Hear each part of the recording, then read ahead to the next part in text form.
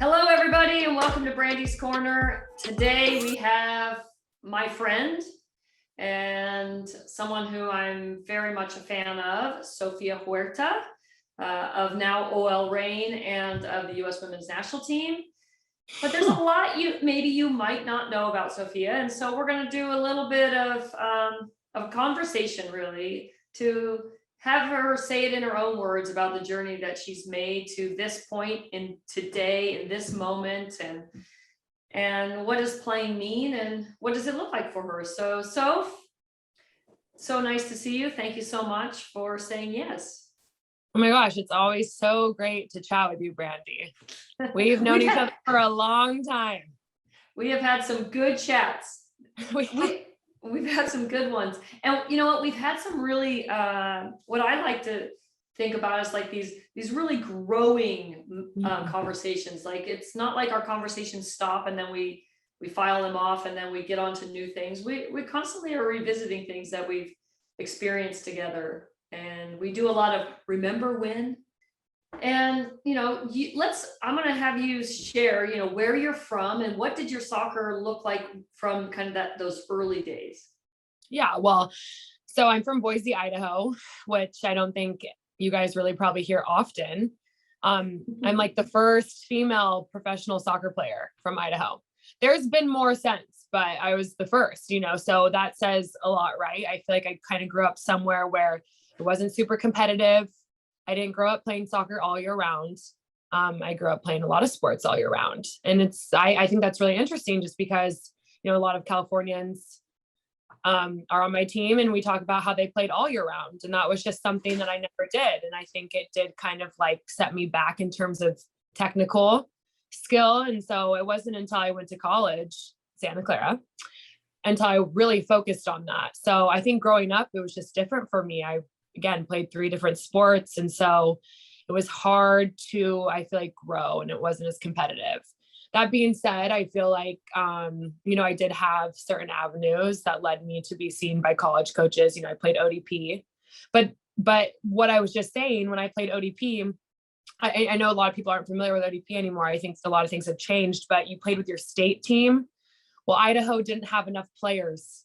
So I actually had to play for the United team, which was kind of like a team made up of like Californians, basically, because there's a lot of players. So, 18 were on the SoCal team and 18 were on the North Cal team. And then like a few players from both Southern and Northern California were on the United team, along with just other people who didn't make the 18 for their state. So like I had to just go there because Idaho didn't have enough players to make up a team. But I did always get held over and was, called in like for the regional team. And that was obviously a good experience. And so that obviously got me noticed by college coaches. And then went to Santa Clara, loved my 4 years there. Obviously, I learned a lot from Jerry, but from you as well, Brandi. You were always there competing. And so that was obviously really fun. And then, I got drafted in 2015 and now I've been in the league for 8 years. I think that there's the word pathway. The word pathway, I think, is really interesting because nobody's pathway is going to look the same. And I'm reading a really fascinating book right now called Limitless Mind, which is really math driven, but it really applies across the board about how there's people who are set minds, they have their fixed mindset. Then there's these people who have this open mindset. And how math has really been, unfortunately, taken away from young people who either don't show initial interest or aren't really super good at it right away, or by teachers who just aren't creative enough. And so I think this applies to sports too. And you said you came from an environment that had a lot of sports going on, and then that was. You said it kind of set you back, but as you were talking, I was thinking, God, it also opened so many other balanced lessons that you learned. And I think that's really critical. I think about our 99 team and, then back to 91 and how none of us played soccer specifically year round. We're trying to find coaches and directors of clubs and parents and players are trying to find that sweet spot, right? And And I think that's, when we find it, I think we're going to be able to change the paradigm of what's happening in youth sports from what it used to be, which was just fun and recreation and had being healthy, to now being kind of like this driven, focused mindset on going to college and getting a scholarship. And if you didn't, you were crushed. What was it like when you were taking that journey through college and you were finding yourself working on those details? And then what presented itself to you in terms of youth national or national team opportunities? Yeah, well, when I was a freshman, I was playing center back. Not that this is super important, but I'm just saying I was playing center back. And then obviously, as you know, I got moved up to forward. But I think that I always was just moved around my whole career. And so I was used to it, but I do think that it was hard for me to figure out just where I was at, because I switched around so much. So it's like visualizing being on the national team. I just didn't really know what that looked like, because was I a forward? Was I a center back? Was I a winger? I always dealt with that. But, freshman year, I had the opportunity to go to U20 US women's national team camp. And unfortunately, I did not make the cut. And so then that opened up my invitation with the Mexican national team. And, it had never been a dream of mine to play on the Mexican national team. Obviously, I'm very proud of where my family's from. And, I really admire my dad's, hard decision to not move back to Mexico. He was the only one of his siblings to do that. And so I was raised in Idaho. And so I was proud of my dad. I was proud of my last name, Huerta, but I just always had the dream of playing on the national team. Of course, after watching the 99 World Cup, seeing you rip off your shirt, Brandi, I was like, that's the goal. So anyways, I went to a U20 camp with Mexico. Jerry had kind of pushed me not to burn any bridge, said, go experience anything to see how you like it. And I ended up having a really good time, went to the U20 World Cup with Mexico, and then was invited with the full team shortly after that. And that was like a hard decision to be made. I thought that I was going to be cap tied once I made the decision to play with the full Mexican national team. So this is where it kind of gets interesting. Wait, before you go forward, explain what that means. So in case somebody. Yes, of course. So cap tied means that you play, it means that you're just tied to that national team. So what makes you cap tied is if you play in a FIFA regulated tournament. Okay. So you can have a one-time switch. So if I was playing with youth Mexican national team, for some reason, I thought that if I played with the full team in this tournament that I played in, which was the 4-team tournament in Brazil, that I was going to be cap tied.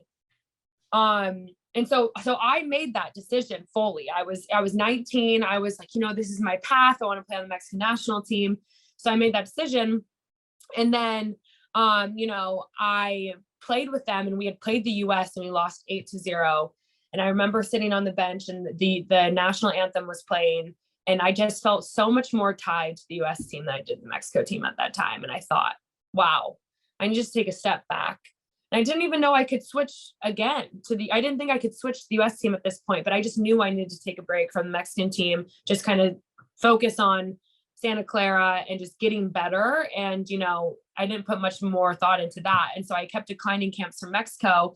And then junior year happened. I had been playing forward for a while. And I had a breakout season. I scored, I think, around 17 goals. I did really well. And I think that's when I knew I could be a professional soccer player. I think I always knew, but that's when I really knew. I just always kind of believed in myself. And then senior year also had a really good season, although we didn't make the tournament. Sad, very sad.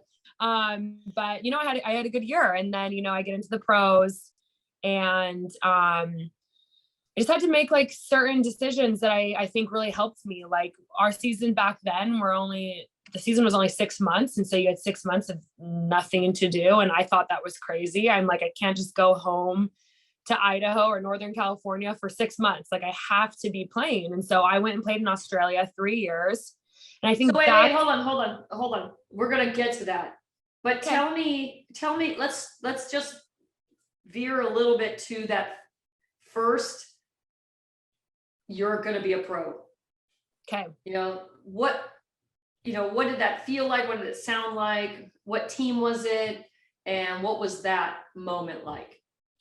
Well, I consider myself really lucky because I was surrounded by you, someone who has been through the path, but also people like Julie Ertz, Morgan Marborough, who really wanted to be professional soccer players. So like I had that right next to me. And I feel like when I saw them working so hard towards their goal, I knew I wanted to also be going down that path. So yeah, I just feel like I started really taking my game to the next level. I started doing more outside of training and I just kept getting better and better, and I feel like that's what like drives a lot of us, is that we just like getting better at our craft. It's like I would go out and train and I would practice one thing one day and then the next day I would get better and better and better. And I just loved that. And I just knew that my ceiling was high. So yeah, I didn't have a specific team I wanted to go to. I just really wanted to be drafted. And I was nervous about not getting drafted. I stayed home. I stayed at Santa Clara during the Christmas break because I was like, I need to make a highlight reel. Like I need these coaches to see me. We didn't make the tournament that season. My senior year, I'm like, I need to make this video. And I remember just being in the office, cutting my clips, and it's still on YouTube. Sofia Huerta highlights, if anyone would like to see. I made it myself. I made it myself. And I sent it to all the coaches amongst the league because I was like just nervous. But yeah, I got drafted to Chicago and that's where my professional career started. But I love that you said, now I can give myself the praise that I need and the confidence I need to move forward. So that is a huge turning point. I think that's for me. So when I watched you, mature through your college age and in your time at Santa Clara, I think that was really the thing that was so exciting to watch you attain. And now I watch you and I'm so proud. I send Sophia text messages during her games all the time, like talking about moments and, the things I see in her game that I saw from a long time ago, but also just this growth that's happened. So I'm really happy for you that you've learned probably one of the most special lessons of sports and life, which is self-awareness and self-love and self-confidence, because that is huge. No one at one point thought that I was ever going to be on the US team ever again. I'm telling you, I literally had people who were like, coaches, right? So those are people who are seeing me every day. And so I'm like, if they don't think I'm going to be on the national team, like, what is this perception I have of myself? Am I like crazy? Right. But I just knew that I was good enough to be there. And that if I got the opportunity again, that's what I was waiting for, whether or not I was going to get it or not. But if I got it, I was going to be ready. So you got to Chicago and now you've been on how many teams in the NWSL, and how are you feeling where you are? So I've been on 3 teams. I started Chicago. I was there for 3.5 seasons. Then I was on Houston Dash for a season and a half. And then I got traded to OL Reign, which is where I'm currently. And then the first year I was traded, there was actually like COVID Challenge Cup. So I really consider this like my second season with the Reign. And then on top of that, I was going to Australia in the off seasons just because I felt like I needed more practice. Like I needed to touch the ball more. I needed to continue like getting better because I saw once I got to the pro league, especially, I did see that I was behind technically. Like I just could see it. It's hard not to compare yourself. And I know we all say that you shouldn't compare yourself to others, but you also have to be realistic. And that is something that I thought was super glaring, that technically I was behind. And I just knew if I could get that down, I could take my game to the next step. So I didn't think taking 4 months in the off season off was smart for me. I just did not think that would help me. And it actually really helped with my national team career as well. Just to go into that a little bit. I was playing on the national team. Jill Ellis was trying to convert me to an outside back. I didn't play outside back in my professional career. I literally played every other position minus outside back. Seriously, and center back. But I had played everywhere else, the 9 winger, the 10, the 8, everywhere else. And then Jill was trying to convert me. And then my club team would not play me at outside back. And then after a year and a half of getting called in after Jill, I only got like 6 caps. Like I was just not experienced that position, which is ultimately, I think, obviously what stopped getting me called in. And so then I had an off season where I I felt like I didn't want to go overseas. I wanted to take a break just because mentally I'd been so drained, right? You're on the national team. I got traded specifically to play outside back. I did not play outside back at Houston. And I just felt like I wanted to just get away from soccer for a couple months. But then I really sat down and asked myself, like, do I really want that? Or like, am I like, what do I really want? What I really want is to get back on the national team, and what's going to help me get there. It's not going to be taking a break. And sometimes you do have to take a break. Don't get me wrong, but it's going to be going to play outside back. Like, ultimately, that's where I thought if I get back on the national team, we'll be in that position. And no one was going to play me there. So I went to Australia and I put it in my contract and I said, I'm only playing outside back. And that was kind of difficult for the teams there to accept because I had gone there and been a goal scorer, right? So not a lot of teams turned me down. And then Sydney was like, yeah, we'll play you at outside back. Played outside back. I got 14 games there. I played there every game. We won the grand final. I scored in the grand final as an outside back. Yeah, it was awesome. It actually was a super fun year. And looking back on it, like right after, it didn't seem like it helped me that much, right? Because I went to the Reign, I was playing forward, I was playing the 10, but then Laura Harvey comes back to OL Reign, and she immediately moves me to outside back. And I just thought, thank you, Sofia, for going to Australia and getting games there, because when I was converted there again last year, I felt actually prepared. And that was nothing that I had previously. And that was something that I don't think I would have been able to transition as, I don't want to say easily because I'm still learning every day, but I don't think the transition would have been as seamless if I wouldn't have played those games in Australia. Right. Yeah. And I think that's also, you said something again that I think is really vital is the self-advocacy, right? So, you had a coach at your club. I mean, this is a tough position because as a player with the national team, the coach wants you to do something, and then the coach at your club team wants you to do something else. Mm-hmm. And neither one of them have to work together.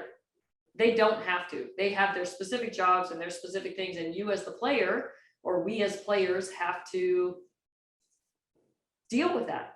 Yeah. And that's difficult, but I like that you did do some self-advocacy in Australia, and that you didn't say yes just because someone said, okay, we'll take you on the team, but you're not going to play that position, that you waited and you got that chance. And I'm a big believer that the universe has a way of figuring things out. Mm-hmm. We kind of fit into the universe in that way. So I think that's awesome. What would you say now that you're back with OL Reign and you're playing in the position now that you are playing, that you didn't know before, or I want to ask, what are the technical skills you feel like you didn't have that you have now, and what are the things you feel like you weren't comfortable in doing that you do well now, and what's the next area for growth if you have those in your sight? Yeah, I think, like I said, going to play in the off season just made it a more like year-round thing for me. So like I was just getting more training. And so like technically I just feel like I'm much cleaner, right? And I feel like when you're playing in the NWSL, which obviously is like a very high speed, high transition, like the technical can't let you down, right? And so now that I've gotten that under control, I feel like I'm able to do things that I want to do because I've worked on that. For sure, my touch is cleaner. I think like my passing is much better. Just technique in general is way better than I think when I first was in the league. I think something else to know, tactically, I've improved a lot as well because I watch soccer. And that is something that I like never did. I just never did it. And I'm sure that sounds really weird as a professional soccer player that doesn't watch soccer, but like it actually is not that uncommon. And I was one. It's too common. Exactly. I was one of them because I didn't grow up like my dad played volleyball in college. My mom like played tennis for a little bit, but she was like a cheerleader, right? So like I didn't necessarily grow up in like a soccer household. We didn't like watch EPL, and like I just never had that. It wasn't something that was in my everyday life. And then in the last couple of years, I started getting more into it, and I literally watch soccer all the time now. And that has also improved my game so much because I just feel like I have a way better understanding of like where I should be like defensively, where I should be giving my teammates the ball offensively, depending on the other team. Like your understanding of the game obviously just gets better. So like Well, the fact that I never watched soccer is crazy. And you said something that I think you were player of the week. Were you player of the week? Yeah. 2 weeks ago, player of the week. And let's just talk about let's just talk about 2 specific crosses that you gave that were just like, come on, like phenomenal. Like you can toot your own horn. Talk about it.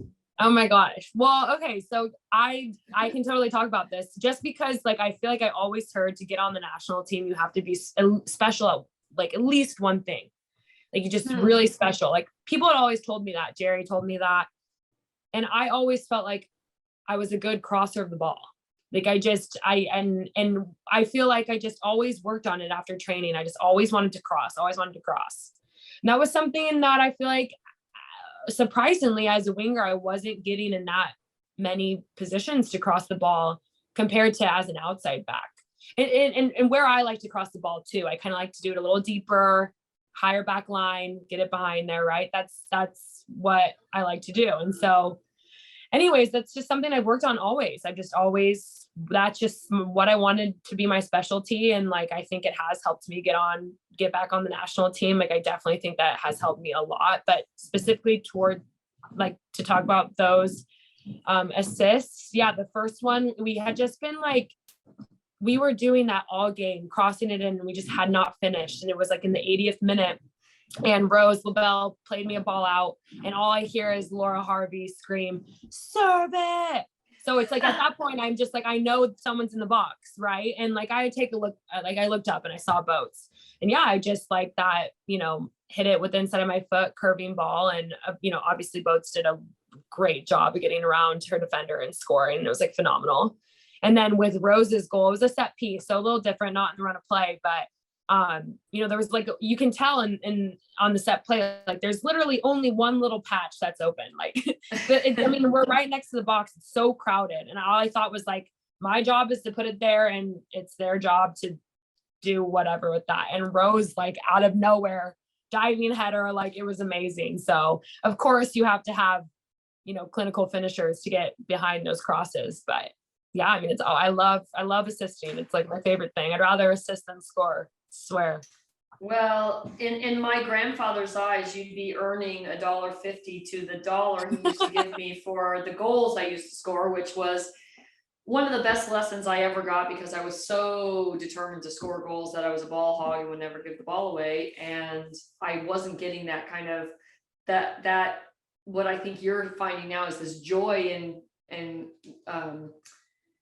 giving and allowing players to score. So my grandfather would be very proud of you. So, and that's awesome. And hey, listen, David Beckham built a whole career on crossing the ball and free kicks. Like I'd like to see you take more free kicks. I'm just going to tell you, and you could tell Laura that Brandi said that I should take more free kicks.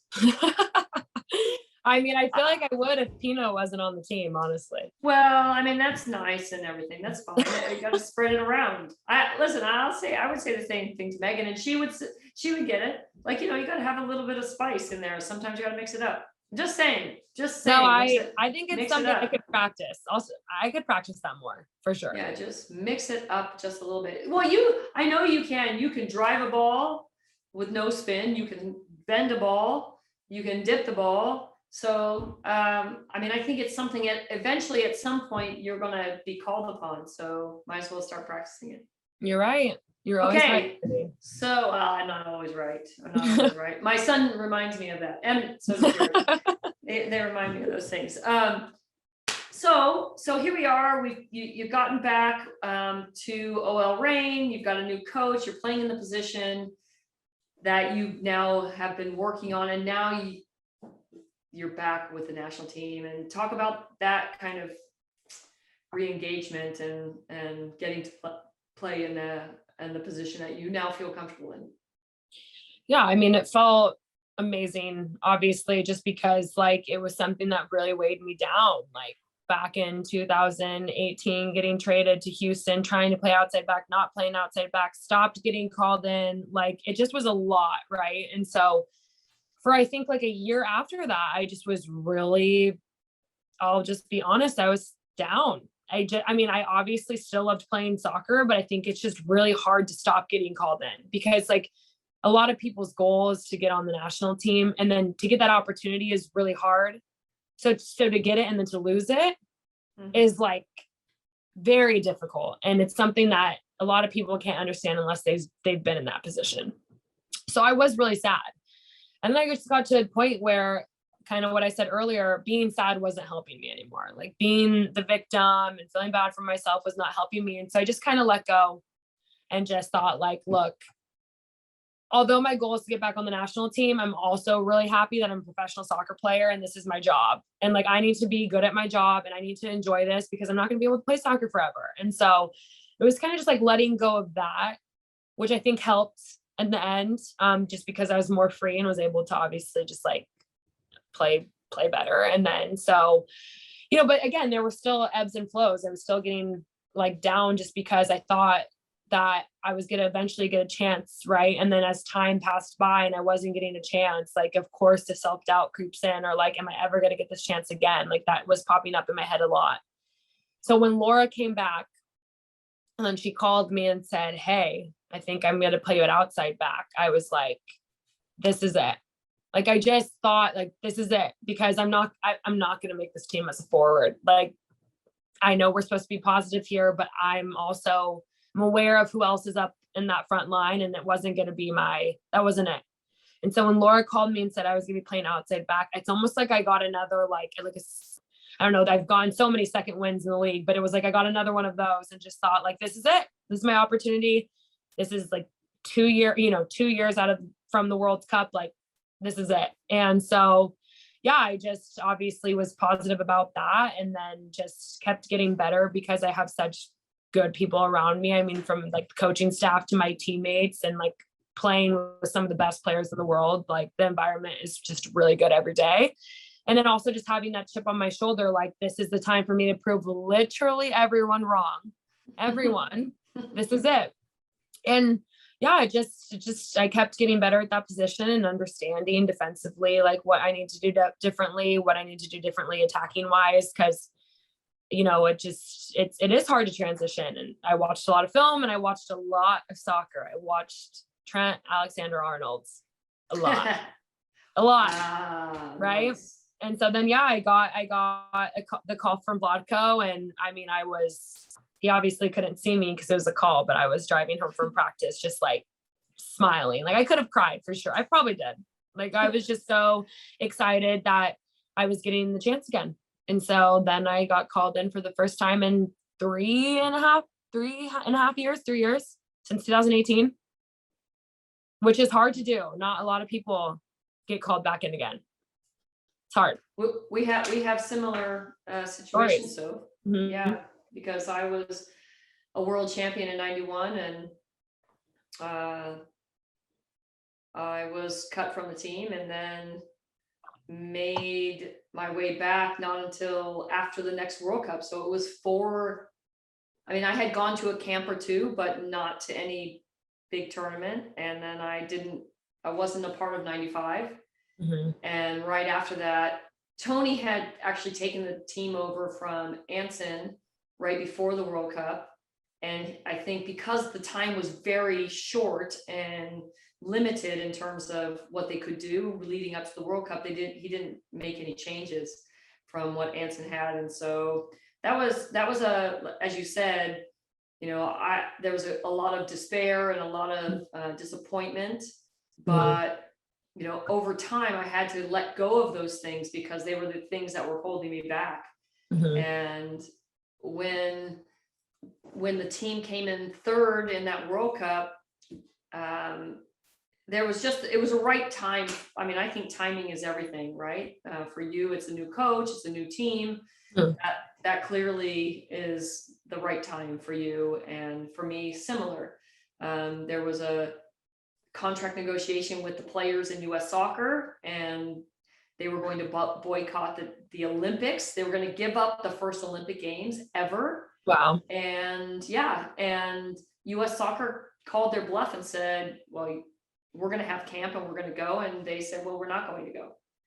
And they didn't. And I got a call from Tony saying, hey, we want you to come to camp. And now I'm in between. I want to be on the side of the players saying, yep, I believe in what we're fighting for, just like the pay equality. I mean, this is 4 decades almost in the making.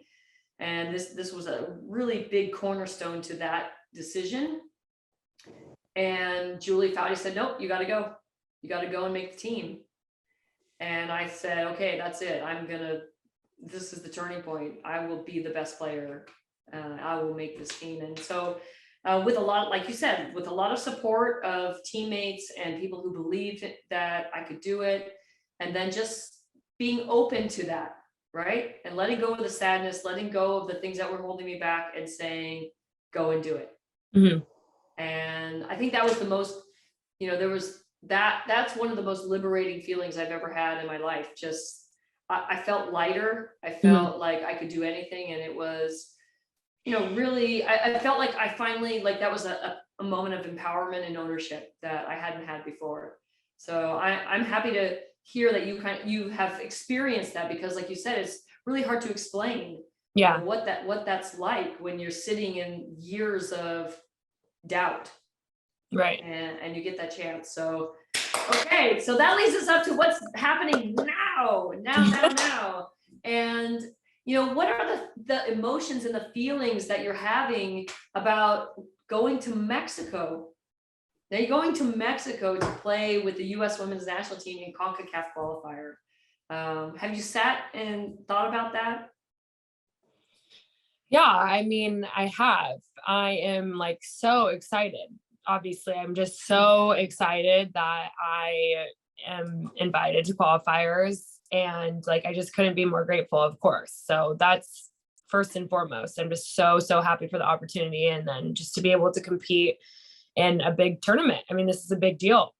And then like, in terms of Mexico, like it is really exciting for me, actually. Like I have a lot of family in Mexico and I haven't seen them in years just because it's hard to find time to vacation. We don't really get a lot of time off, and they're all coming into qualifiers. Oh, that's nice. Yeah. So that's like really cool too. Just it's full circle as well, just because when I was choosing between Mexico and the US, like you would think they would be more on the side of, hey, you should play for Mexico. But they were like, do whatever you want to do, Sophia. Like we'll always wear like your jersey, like, Huerta on whatever jersey. And like now I'm like getting them jerseys, US jerseys, and they're going to wear those jerseys. That was my next question. Like what jersey are they going to wear? They better. They asked for the jerseys. They better wear them. That's awesome. Yeah. So like I'm so excited, and I just think it's such a good opportunity. And like we kind of talked about before, like I just think this is what being an athlete is all about. Like this is like what I've been wanting to do for years. Like I just have always wanted to be someone that was getting called in consistently, and that the team, if I'm called upon, needs like that I could help contribute in whatever way. And so, yeah, I mean, I'm like really, really, really thankful. And it's just kind of like a little taste of what it could feel like in a year if I do get on the World Cup team. So before we talk about that, tell me what you have to offer your teammates about what it's going to be like to be in Mexico and to play, in front of those crowds and, in that culture. Is there anything that you're sharing with your teammates? Well, not yet, but what I will say is, their league there is fairly new, and they get a lot of fans. Like they get a lot of fans. Like in those games, they're always televised. Like they're always on. I'll randomly see them and I'll watch them, and they have the stands are full. Yep. And so I think like, even though we are used to having the stands full with the national team typically, but that's with Americans. Well, and so the people who are voting, who are cheering on for our side. Well, I'm happy to say that myself and women in soccer will be coming to Monterrey in Mexico to see the final, I believe, on is it the 18th? So not to put any pressure on you, not to put any pressure.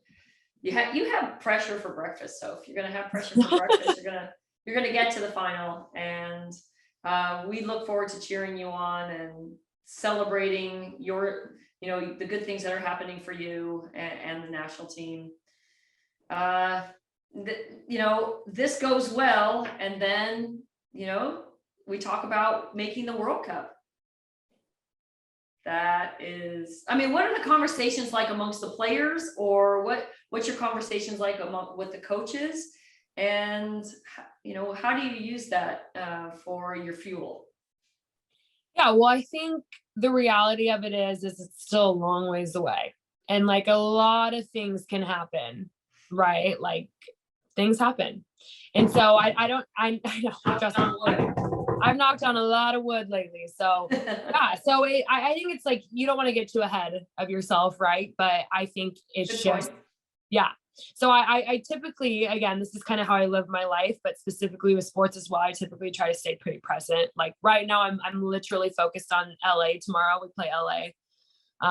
So it's hard to look that far ahead, but obviously we're preparing for the World Cup. And so it feels good to be in those conversations. It feels good to be in camp. It feels good hearing like the World Cup, like this dream could become a reality, and that's exciting.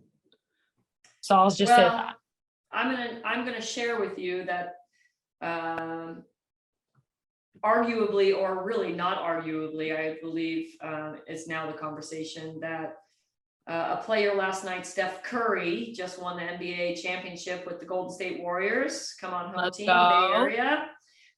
He has this tattoo and his wife, they share this tattoo that talks about, don't worry about the past, don't look too far in the future, stay in the middle, in the present, and in the moment. And I think that's something that's really very wise. And I'm super happy that you found that spot, and that you can find comfort in that. And because it is hard sometimes not to be too eager, or to start looking at things that are not in your control in the moment, and then you miss an opportunity that's right in front of you. So right. Good for you. Sofia Huerta, you are fantastic, and I am super happy for you. This is like, I feel like a proud parent, or like an older aunt. The fun aunt. I'm the fun aunt. Of course. Yeah, and I'm just really happy to see you blazing your own trail and being your true self, and finding your own strength. You're a fantastic role model for young girls.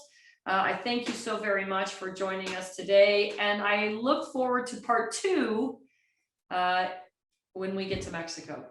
Yes, and I just want to stay tuned. Yeah, one, I just want to say thank you as well, like for everything, Brandi. Like you have been such a role model for me since I was like really, really, really young. Like I watched, which was like 2 years ago. 2 years ago. I watched you specifically, and like I was so lucky to have you in college, and like I'm still so lucky to have you now. And I just appreciate you a lot and really thank you for everything. So of course there will be a part 2. Yes. Awesome. Well, you're always you always have a place in my heart, and you always have a place on my Peloton. So we're connected.